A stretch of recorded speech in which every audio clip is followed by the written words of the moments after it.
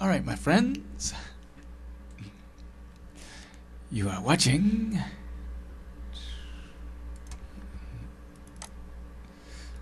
another special edition of Political Point Magazine.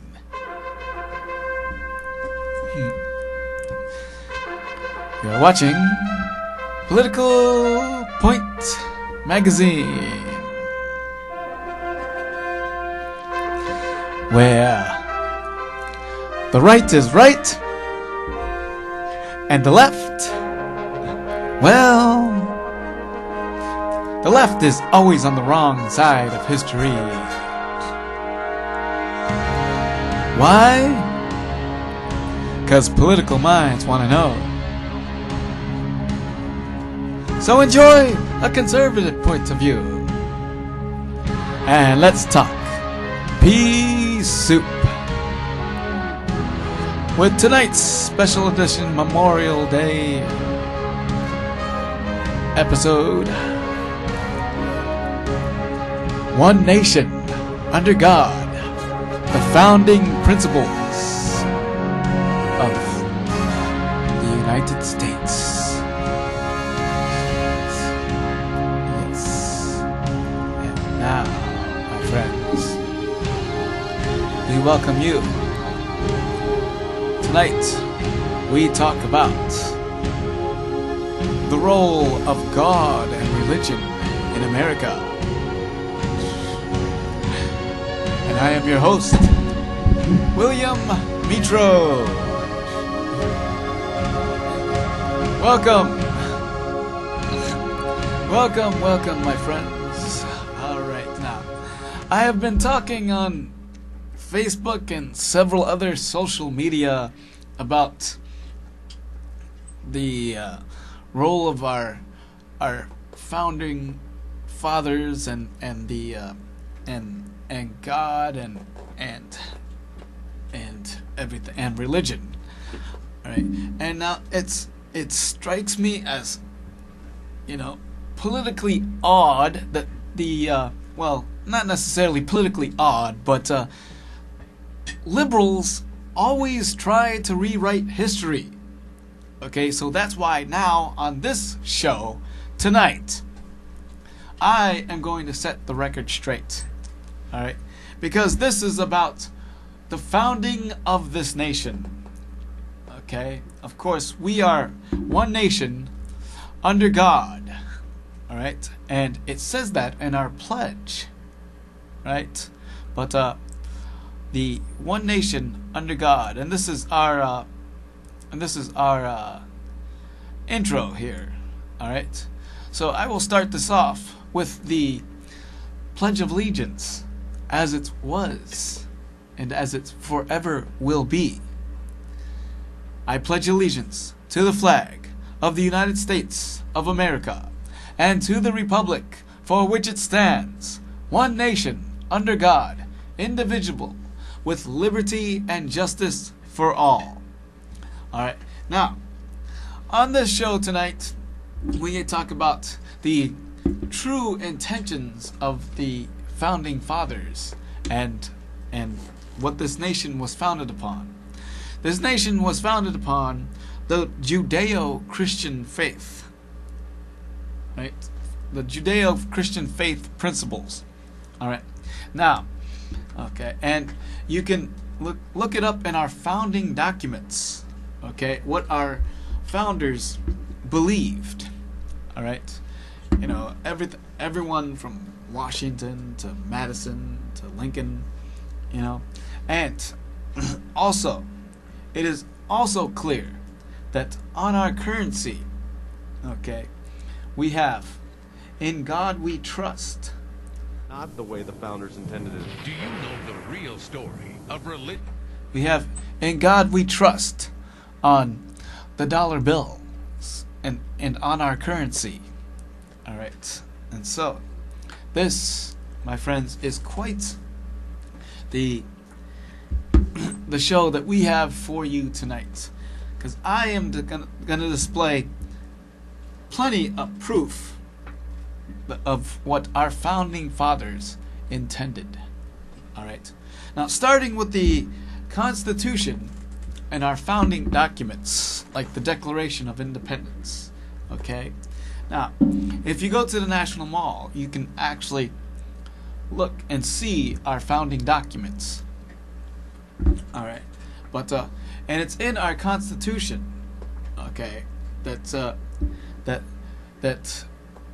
states that we are endowed by our Creator. All right, it's also in the Declaration of Independence. But the Constitution guarantees us our life, liberty, and the pursuit of happiness. All right, and also that we are endowed. These founding documents state that we are endowed by our Creator. That's God. All right, and also our First Amendment. Okay, the First Amendment to the Constitution. But most importantly, okay, when our founding fathers were crafting the Constitution, and they put that into play, it wasn't complete, because people like Thomas Jefferson and James Madison believed that we needed a Bill of Rights. All right, but first let me go to the Declaration of Independence. Okay, and how our founding fathers, when they were crafting the Declaration of Independence, thought of freedom of religion and our religious liberties, and they found that they believed, they were deeply religious.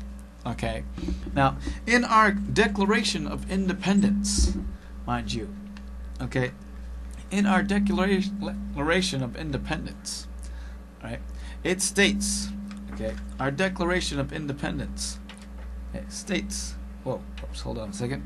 Wait, but our attitude of our intentions. Wait, hold on a second. But our Declaration of Independence, okay, states ultimately clear that that there were 4 references to God in the Declaration of Independence. All right. Now, the first one, okay, the first one in the Declaration of Independence, and I have it written right here, right here. Okay, now the first one, okay, now that represents the deity, okay, as states that the Lord is our God, references to God as the Creator. All right. Well, hold up a second. Okay. Well, hold up a second now, but. Oh, wait. Now, but the first one represents God as the Creator. All right. Now, all right, and this goes very deep. But also as lawmaker. Wait. So the first one. Hold on. Okay. The first one actually, as God as lawmaker. Okay. God as lawmaker. All right, and I'm going to show you that. Okay, but God as lawmaker, okay, comes into play here. All right. 4 references to God. Hold up. Okay, there are 4. But also as okay, there are 4 references to God. Okay, not just as Creator. Okay, God the Creator. Okay, now in the Declaration of Independence, it says it references God as the God as the lawmaker. Okay, our laws come from God, in which it says the laws of nature and nature's God. Okay, and then it references God as the supreme, as judge, the supreme judge for the world, for the rectitude of your intentions, of our intentions, and also it references God as the protector of divine providence. In That's in the Declaration of Independence. Okay, so and that specifically states our independence. When they crafted the Declaration of Independence, they were stressing freedom of religion, but not just that. They wanted to get away from the supreme rule, the supreme royalship of King George III. All right, and so now, as everything came through here, all right, and this is very, very crucial here, all right. Now, but the Declaration of Independence is very, very important. Okay, and that's what established our independence from and our theme as a nation. Okay, and this is very, very crucial to understand. All right, okay, but in our First Amendment, though, of the Constitution, okay, the First Amendment of the Constitution guarantees us freedom of religion. Okay, it's not freedom from religion, it's freedom of religion. All right, freedom of religion. It's guaranteed to us in the First Amendment, where it says, Congress shall make no law respecting an establishment of religion or prohibiting the free exercise thereof. All right. Now, this is very, very important because now, George Washington, who was the first president of the United States, clearly displayed his firm belief in God, in the higher power, when he put his hand on the Bible. Okay. When he put it. And then. Oh, hold up a second. Oops. No. Okay. Now, when he put his hand on the Bible. Okay. So help me God. Okay. All right. Now, when he put his hand on the Bible. All right. And this is very, very crucial to our understanding here. But he put his hand on the Bible and declared his faith when he took the oath of office. Okay, when he took the oath of office, and he added the four words that would be repeated by every president since George Washington. All right, he added the words, "So help me God," in there, and that was started by George Washington. Okay. Washington added the phrase, "So help me God," to the oath of office. Yep. Washington added the phrase, "So help me God," to the oath of office, and that was repeated by every president since then, since Washington. So help me God. So help me God. So help me God. So help me God. So help me God. So help me God. Washington was convinced. It was Washington it was George Washington that started that tradition in the oath of office. Okay. George Washington started that. All right. And also, it was George Washington who firmly believed in the indispensability of Christian training, as it relates to for good government. All right, and he says that in his words too. These are the words of George Washington. True religion affords government its surest support. The future of this nation depends on the Christian training of our youth. It is impossible to govern without the Bible. Right? Those were George Washington's words. Okay. One nation under God. Okay, those were George Washington's words. All right. Now, and we are truly one nation under God. But my friends, okay, those were George Washington's words. Okay, and this was quite apparent. Okay, in George Washington's monument. Okay, in the monument. Okay, that Monuments many religions aren't visible from the outside. anyhow, but in the Washington Monument, you will find several references to but not apparent from the outside of the monument, but on the 14th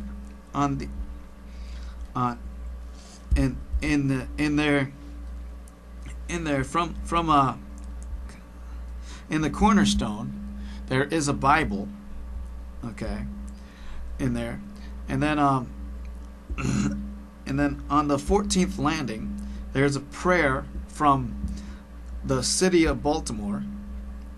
All right, and then on the 20th landing there is a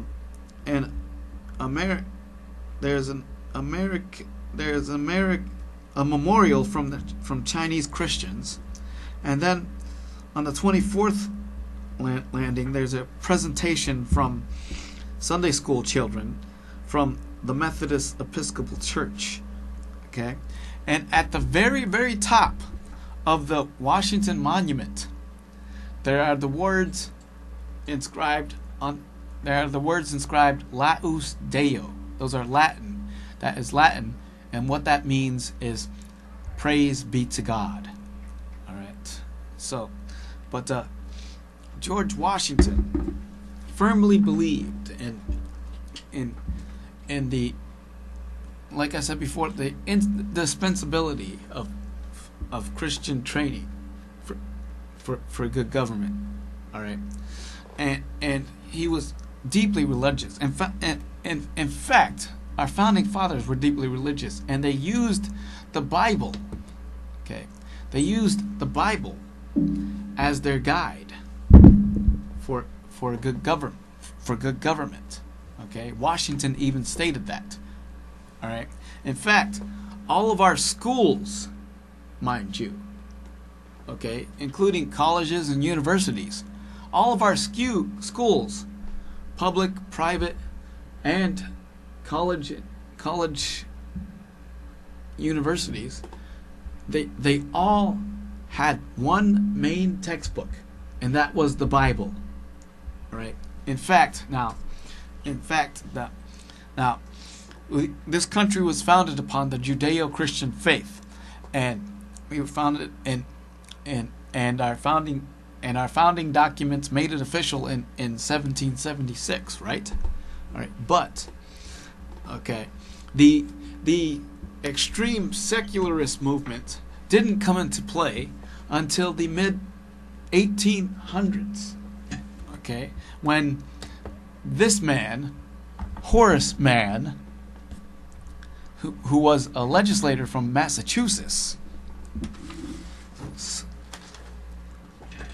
tried to ruin our so-called reform our education system. Okay, now Horace Mann here was born in May 4th, 1796 in Franklin, Massachusetts. Okay. Now,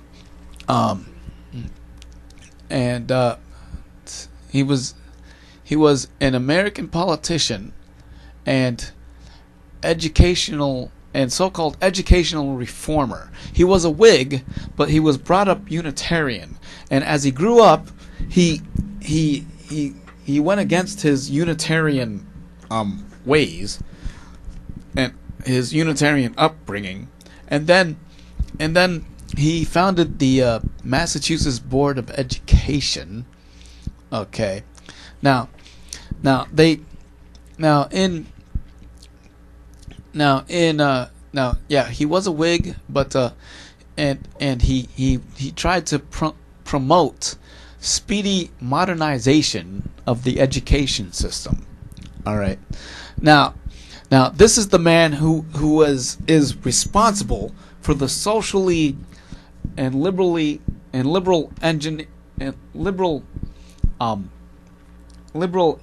social engineering of our schools, the secularization of our schools. Okay, he basically ruined our education system. All right, many people, many liberals will credit this man for reforming our education, but he destroyed it. Okay, he wanted to take any references of God and the Bible out of the public school system, and in fact that's where they formed the teachers union, which totally destroyed our education system. This is the man that is involved with totally ruining the education system. All right, now he put forth in this. Okay, he put forth. He was trying to introduce four basic rules, but in this liberals will credit this man by saying that no one did more than he to establish in the minds of the American people the conception of that education should be universal, non-sectarian, free, and that its aims should be social efficiency, civic virtue, and character, rather than more learning or the advancement of sectarian ends. Now this is totally ridiculous, because this man did not reform the education system. Okay, as it was before he came into play. Whoa. Okay. Now before he came into play, the Bible was in every school. The Bible was the main textbook. It was our history book. Okay, we used that, and then he came along and became a legislature. Went in the legislature. All right. Now, and man traveled. Now in 1838, he founded and edited the Common School Journal. In this journal, man targeted the public school and its problems. Supposedly, his 6 main principles were: the public should no longer remain ignorant. The number one, that number 2, that such education should be paid for, controlled, and sustained by an interested public. 3, that this education will be best provided in schools that embrace children from a variety of backgrounds. 4, that this education must be non-sectarian.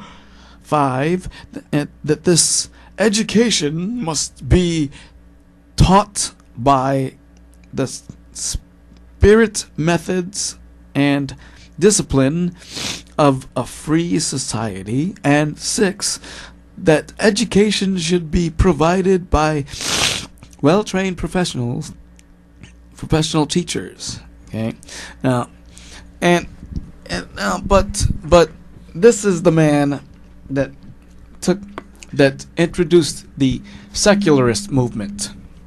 All right, and this is the man that helped the people that were anti-religion. Okay, and went against his upbringing. All right, and so this is the man that introduced the secularist movement.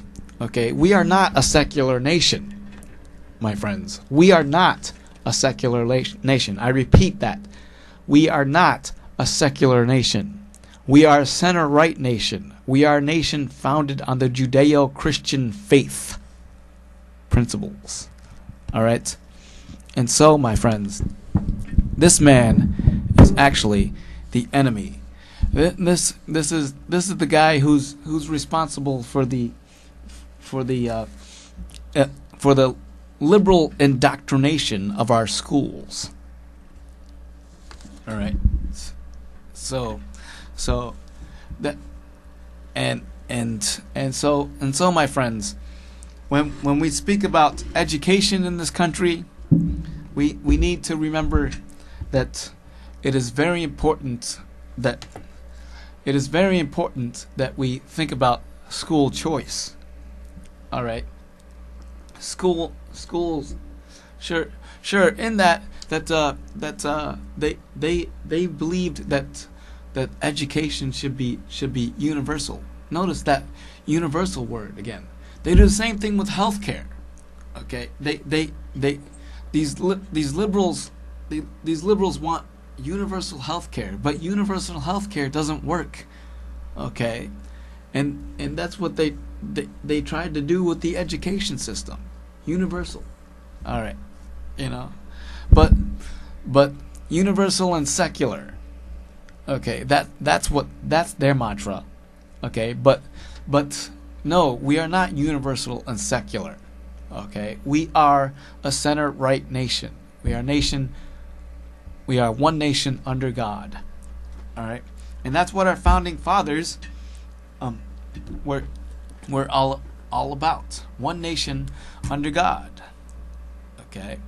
We are the one nation under God. All right. Now, in this, if you go to the other monuments now and look at the other monuments, they're all equally representative of this nation's founding principles. Where like if you go to Thomas Jefferson's memorial, okay, you will see that his memorial is filled with his assertions of what this country was founded upon. Okay, like in the Declaration of Independence. Okay, now I'm gonna go through that. Okay, in this, but if you go in there, okay. But before I go through that, okay, I want to mention that it was Benjamin Franklin's idea that we start the Constitutional Convention with a prayer, and before every session of Congress, they begin with a prayer. All right, and that started way back in the day. All right, but anyhow, and then Benjamin Franklin even asserted that in his writings that the older I get, the more I see of this truth, that God governs in the affairs of man. All right, so our founding fathers really believed that our rights come from God. All right, and so the liberals are all vexed on separation of church and state. There is no separation between church and state. In fact, I'm getting into Jefferson now. Okay, Thomas Jefferson. Okay, if you go to his memorial in the National Mall, all right, you will see on the wall his words from the Declaration of Independence and his writings on government. All right, so this was very, very crucial to what our founding fathers believed.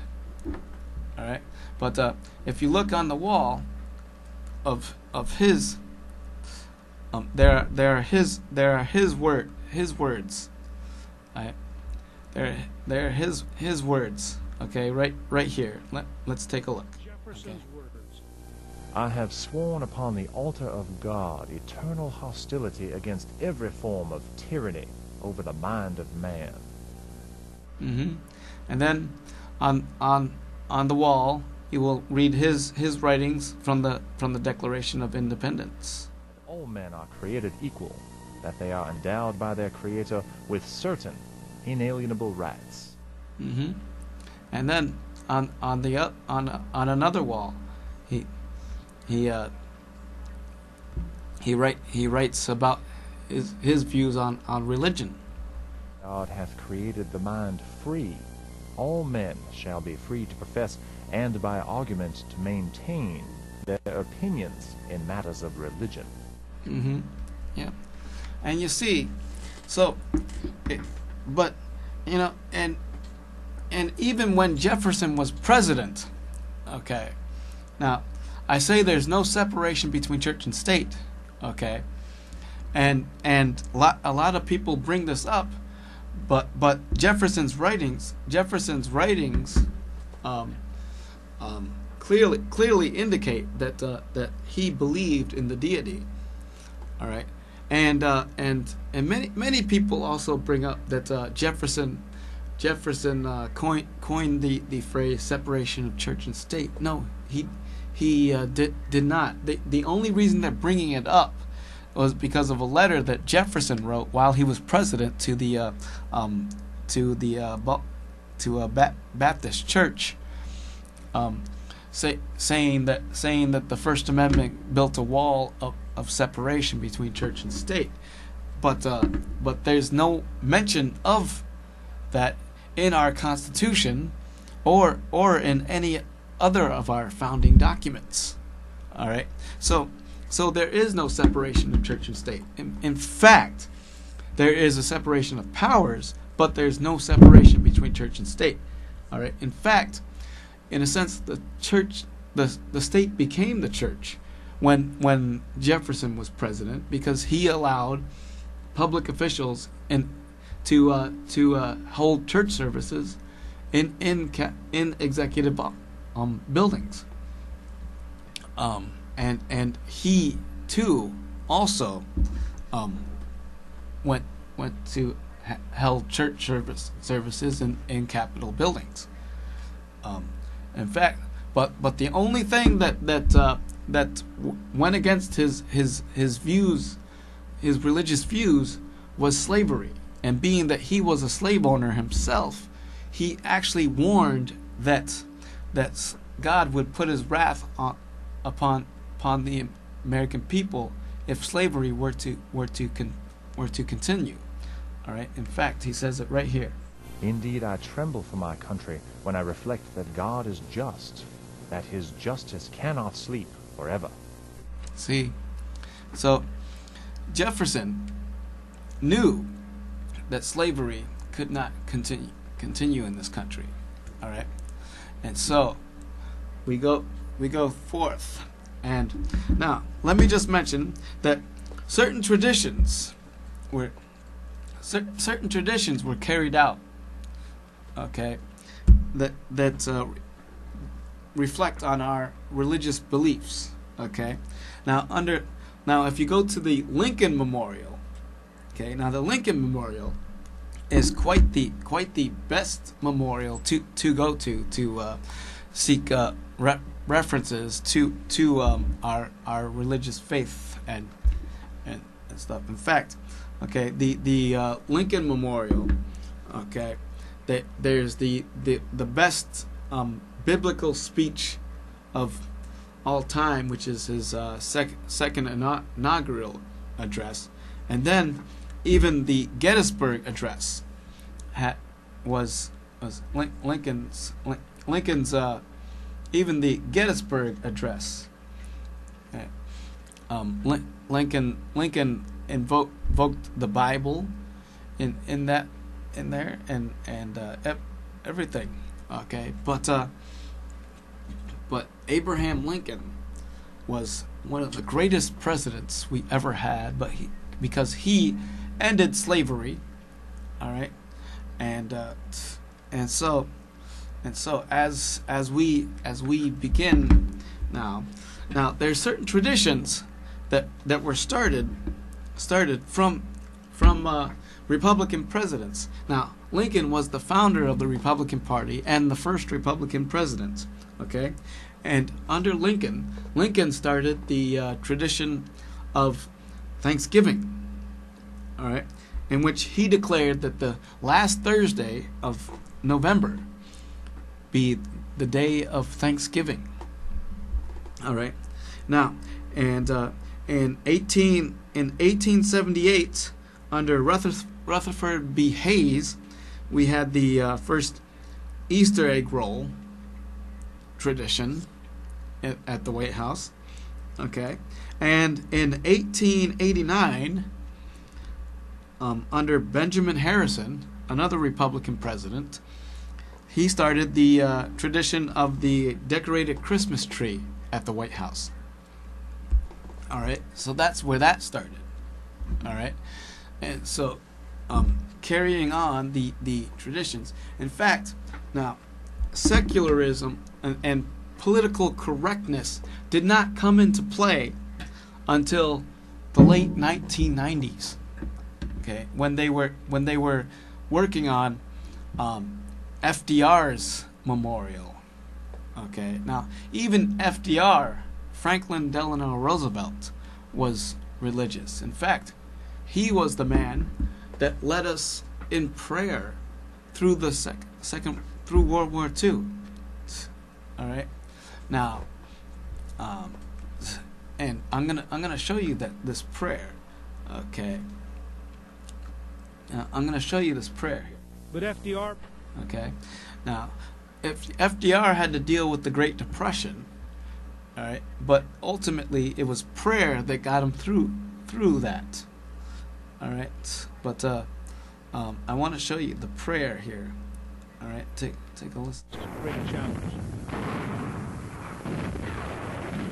World War II.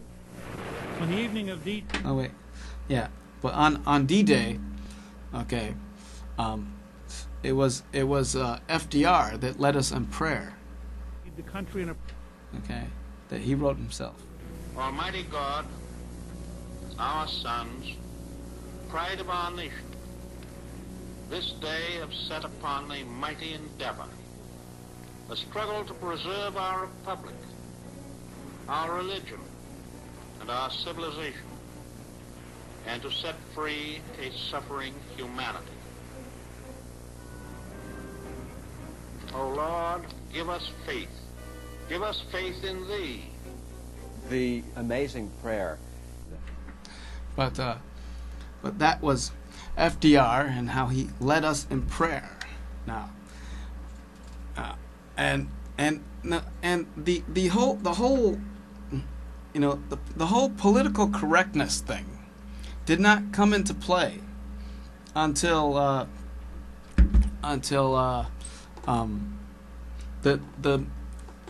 late 1990s, 1997, 1998, I believe it was. All right, when they were building FDR's memorial. Okay, in fact, they got in so much of a fuss over.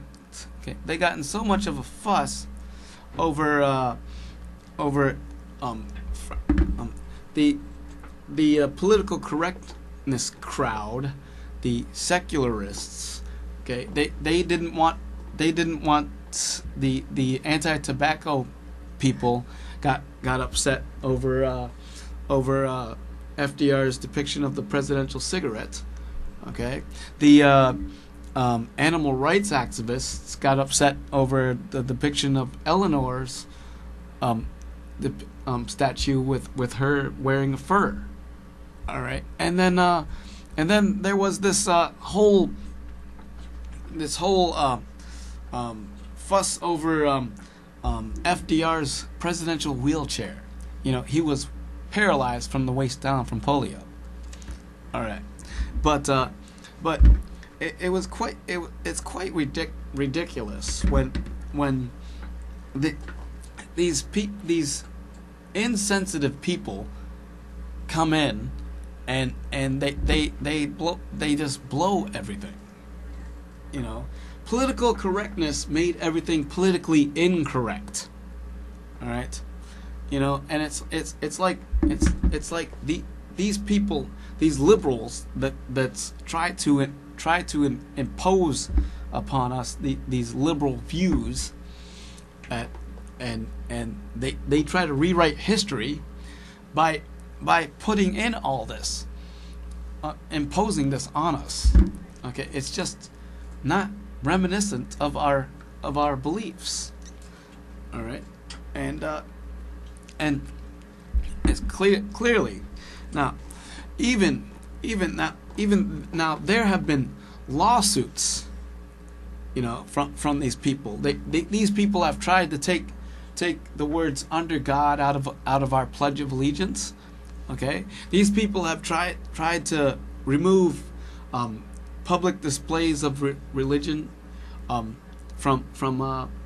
our schools, like around Christmas time. They've tried to remove the baby Jesus in the manger, and the menorah, you know, and it's just ridiculous. These are our symbols.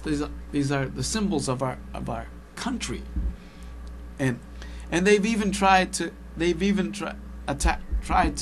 remove the words "In God We Trust" off our currency, but that's not going to happen. All right, we are one nation under God, and that's what these people need to understand. Okay, in fact, now I want to show you. In fact, our laws. Now, the laws of nature and nature's God.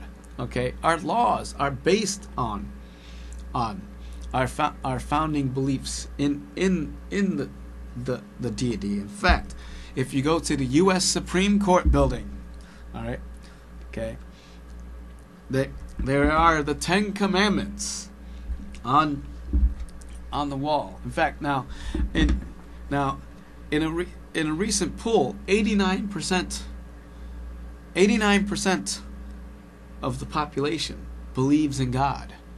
Okay, 89%. Okay, now, and that's all facts, my friends. All facts. Okay. Now the World War II memorial, though, or the Vietnam Memorial was the most secular memorial out there. It just looked like a tombstone. Okay, but I want to bring this up because now I want to bring up something. I want to bring up the U.S. Supreme Court building. Okay, now if you go to the U.S. Supreme Court building, and this is also on the U.S. Supreme Court walls. Okay, we not only have the Ten Commandments, but we have religious leaders on the wall. Like we have Confucius, Chinese philosopher. Okay, we have Solomon from Athens. Okay, Solomon from Athens. All right, and then we have Solomon, religious European leader, and also there's Muhammad, Islam, Prophet Muhammad from Islam, and also Moses and the Ten Commandments on the, and you can find those at the top of the building as you go in, and also inside the courtroom. You know, that they have it on the wall, the Ten Commandments. And these Ten Commandments, these religious symbols, these religious leaders on the public Supreme Court building, you know, this is what we base our laws on. Okay, this is our moral authority, moral laws on. So the law, we are found, God, our founding fathers. So this is what we have established. Okay, this is what we have established. Our founding fathers were deeply religious. Okay, their mindset when they crafted the Constitution, the Declaration of Independence, our founding, in our Bill of Rights, and our founding documents. Okay, their mindset was freedom of religion. Okay, we are a faith-based nation. All right, we are not a secular nation. In fact, 89% believe in God, and 84% believe that Jesus is the Son of God. All right, and so with this, you know, we are a Christian nation. In fact, a recent poll comes out. A recent poll out there is states that 78% of us identify ourselves as Christian. All right. Now, this is very, very instrumental to our founding principles here. All right. But now, I want to show you now, and I just wanted to clarify all of this with everybody here. All right. But now, our founding documents here. Okay. And now, but there is one thing I do want to bring up here.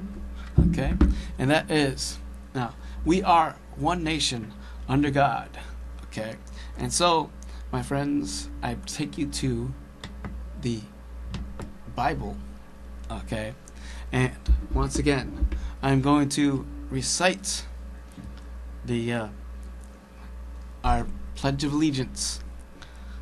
I pledge allegiance to the flag of the United States of America and to the republic for which it stands, one nation, under God, indivisible, with liberty and justice for all.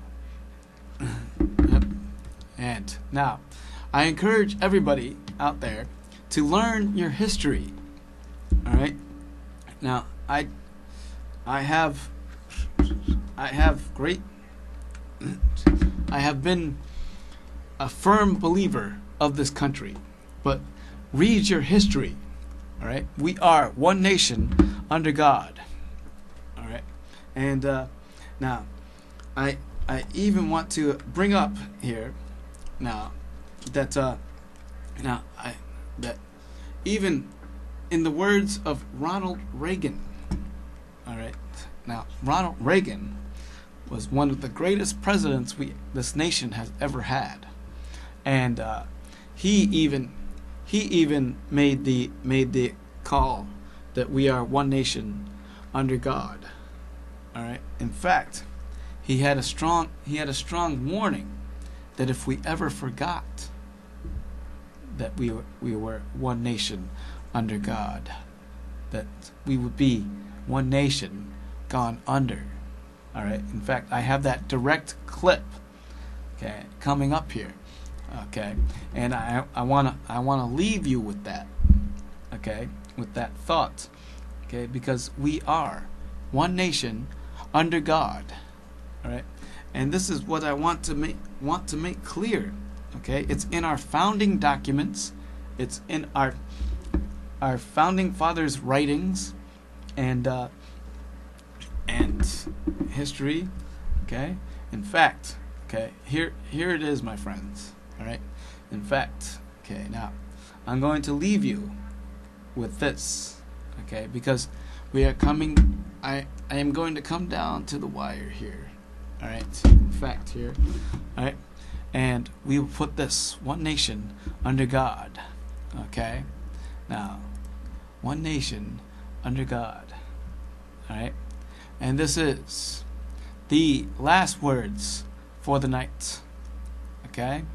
So, one nation under God, and with this, my friends, I put up the last words of the night from one of the greatest presidents of our time, Ronald Reagan. All right, take a look. All right, here we go. All right, the last words for the night come from Ronald Reagan. If we ever forget that we're one nation under God, then we will be a nation gone under. The answer. If we ever forget that we are one nation under God, then we will be a nation gone under. All right. And that, my friends, is our show for tonight. All right. One nation under God, indivisible, with liberty and justice for all. All right. All right. We thank you for watching Political Points Magazine, where the right is right and the left is always on the wrong side of history. Thank you. Thank you. God bless you. And God bless America.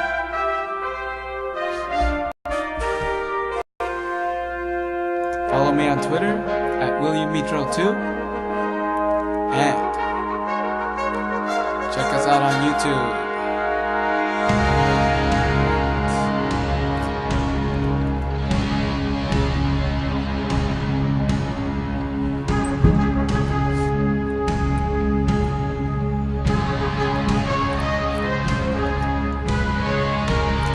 I pledge allegiance to the flag of the United States of America and to the republic for which it stands, one nation, under God, indivisible, with liberty and justice for all.